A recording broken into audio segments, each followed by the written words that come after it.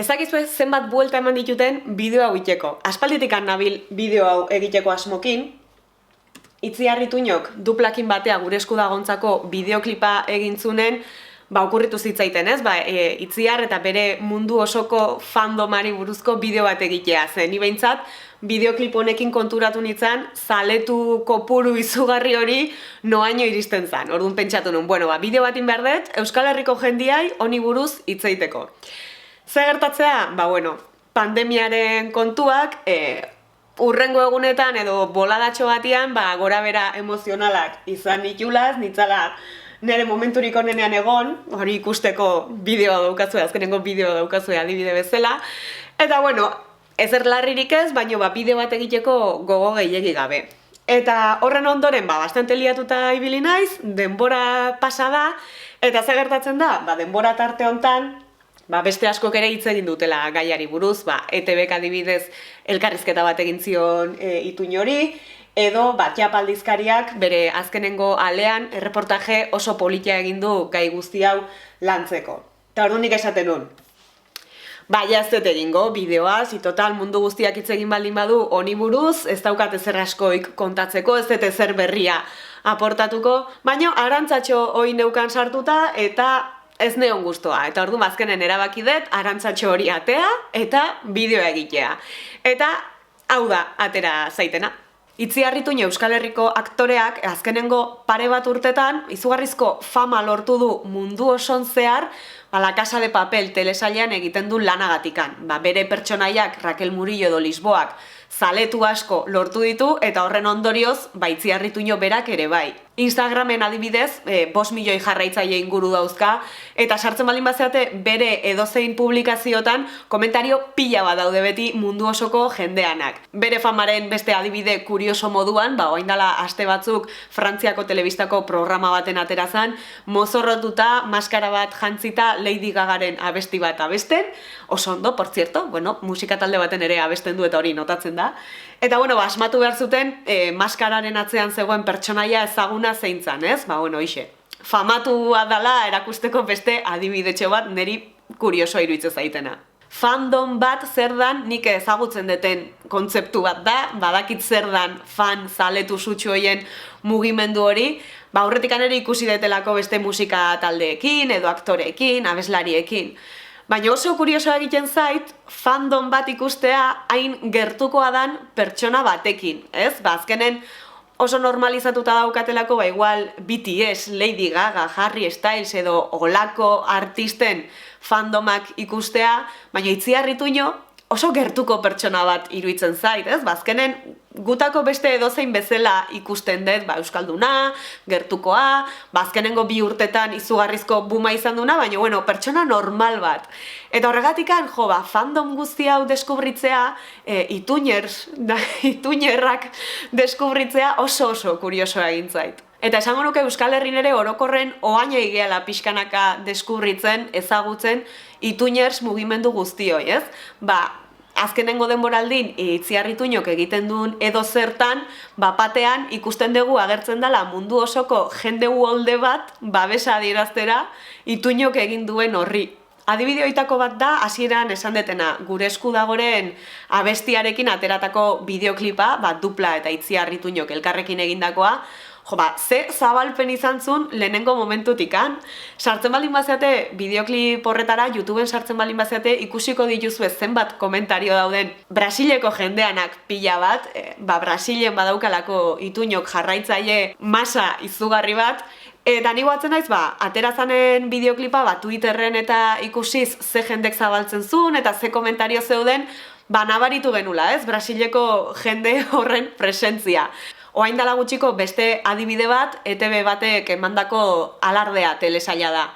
Itziar Ituño bertako protagonistetako bat da, oso kerrez balimanao Amaia izena du bere pertsonaiak, egia esan ez dut ikusi. Telesail hori emititu danean, telebistan, eta imaginatzen dut nahieran, ez dut uste oso kerrez balimanao behintzat, ez du azpititulurik euki, ez da egon beste hizkuntzatan, orduan, Brasileko jende pila batek, eta imaginatzen dut munduko beste leku batzutakok ere bai, euskeraz ikusi dute telesail hori Itziar Ituño agertzen dalako. Eta emisioko egunen batean, ezakit denetan gertatu zen edo egun bakarrian, Amaia, Itziar Ituñoren pertsonaia trending topic izan zen Brasilen.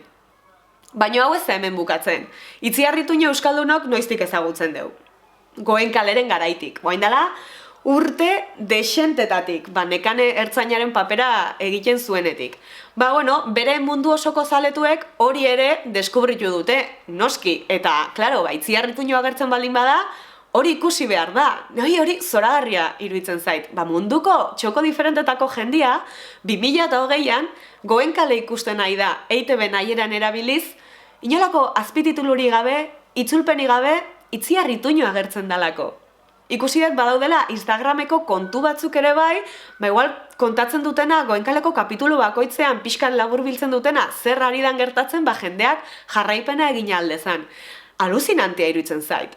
Eta hemen parentesis txiki bat egin nahi dut orokorren fan mugimenduaren inguruan pixka bat hitz egiteko.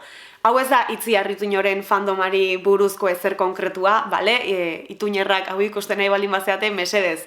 Ez hartu gaizki, ez asarretu, ez da zuei buruzko ezer.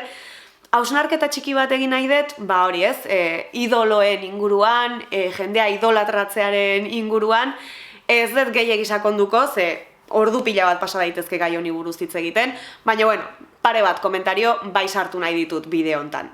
Hasteko, iruditzen zait nahiko gauza evidentea dela, baina ondo dago gogoratzea, zerbaiten edo norbaiten zale sutsu izatea ez da berdin epaitzen kasu guztitan. Gauza batzuk askoz ere normalizatuko dauzkagu beste batzuk baino. Adibidez, gure inguru hurbilean, hemen gure realitate honetan oso normalizatuta daukagu futbol talde baten zale amorratua izatea, astebururo partiduak ikustera jutea, edo ez dakin norainoko bidaiak egitea partidu bat ikusteko, merchandising guztia soinean eramatea partidu bat ikusteko, negar egitea, oihu egitea, besarkatzea partiduetan, iruditegi hori oso barneratuta daukagu eta nahiko normaltzat hartzen dugu. Aldiz, jarrera berdinak ematen dianian beste pertsona batzutan eta beste idolo edo zaletasun batzukin ez ditugu berdin epaitzen, ez? Zuk ikusten baldin badezu neska gazte kuadrilla bat musika talde baten kontzertuetara juten goitik bera pintatuta eta oihuka eta negarka, ez dira kalifikatibo berdinak erabiltzen kasu batian eta bestian. Hoi esan da, parentesis txiki hau egitearen arrazoia da, nire ikuspuntutikan eta inorra ofenditzeko asmorik gabe, benetan, nik zerbait arriskutsua bezala ikusten dut pertsona bat hartu eta idolo bihurtzea eta idolatratzea beste guztiaren gainetik. Esan nahi detena da, ikusten dezunen norbait hitz egiten bere idoloari buruz eta esaten ezagutu ere egin gabe maite duela eta beregatik dena egingo lukela eta perfektua dala eta berak ematen diola zoriontasuna eta berari esker egiten dula egunero aurrera eta holako gauzak,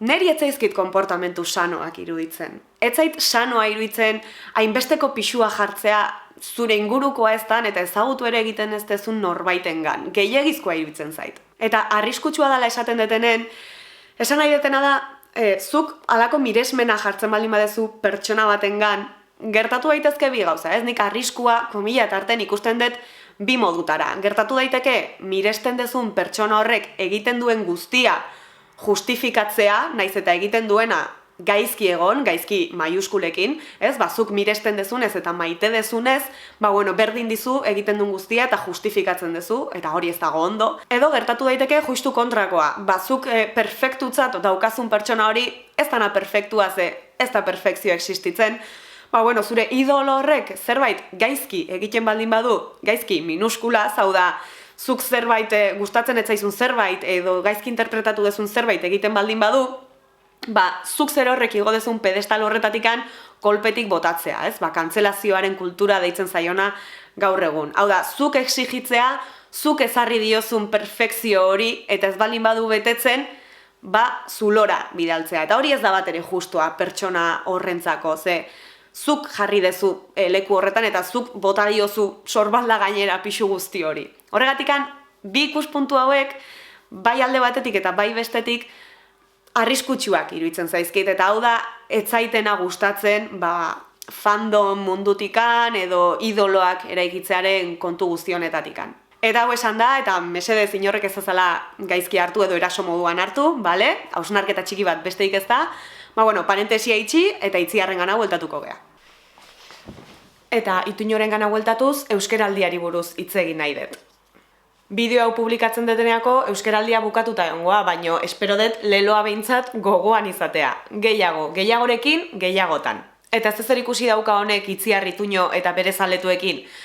Nire ustez behintzat, Itziar Ituñok izan du boom guzti honen albo onuretako bat bai izaten nahi da mundu osoko milaka pertsonak Euskal Herria eta batez ere euskera deskubritu dutela pixka bat behintzat. Zergatik, Itziar Ituñok bere Instagramen euskeraz komunikatzen dulako.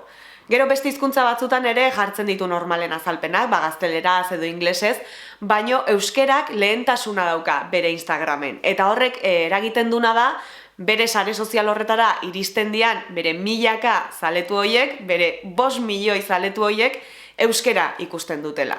Euskeraz idazten du, Euskal Herritik komunikatzen du, eta gainea beste hainbat konpromiso bezala azpimarratzen du hori garrantzitsua dela behantzako. Eta ondorioz, bere zalentzat ere garrantzitsua da. Itziarrek berak ere elkarrizketatan kontatu izan du etxera iritsi zaizkiola gutunak euskeraz, Brasiletik, Alemaniatik, Poloniatik, Indiatik, edo aurreko baten irakurri nun zuzeuko artikulu baten adibidez, orain dela pare bat urte, 2 neska gerturatu ziala Argentinako Buenos Aireseko Euskal Etxera, euskera klasetara apuntatzea. Euskal Herriarekin bestelako loturarik izan gabe, Itziar Ituñoren zaleak izateagatik. Hoxe zenbat pertsona gerturatu ote dia pixka bat behintzat euskerara, Itziar Ituñok euskeraz komunikatzeko erabaki hartu dulako gehiagorekin, gehiagotan. Ez dakit Itziar Ituñoren fama guzti honek zenbat iraungo dun, ze gauza hauek igo eta jetxi egiten dira normalen, baina irauten duen bitarte guzti hontan, pozten naize bea bezalako emakume batek lortu izana halako bisibilitatea eta halako ospea, ez?